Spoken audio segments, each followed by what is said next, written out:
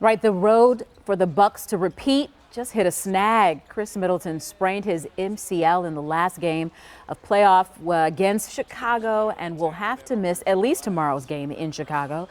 The series is tied up right now, 1-1.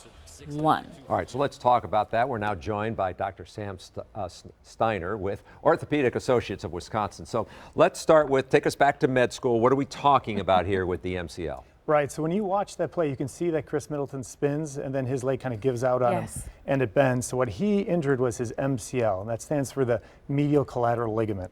And so that's this ligament right here on the side of the knee. So the thing to know about the MCL is that is a ligament which can do a really good job of healing on its own, unlike other ligaments in the knee like your ACL. So we don't really talk about the MCL that much. A lot of people don't know about it because you don't usually have to have surgery on it.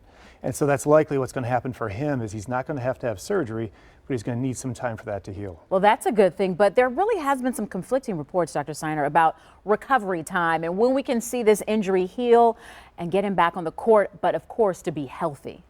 Right, and so that all depends on just how badly he sprained it. So if you say sprain, that means you tore it. Okay. And so with the MCL, the knee, just like Khris Middleton's, bent this way, and you can see what that does to the MCL right there. Yeah. And so there's 3 different grades. A grade 1 means that you stretched it, a grade 2 means that you partially tore it, and a grade 3 means that you completely tore it or ruptured it. And so that will determine how long it takes for him to come back.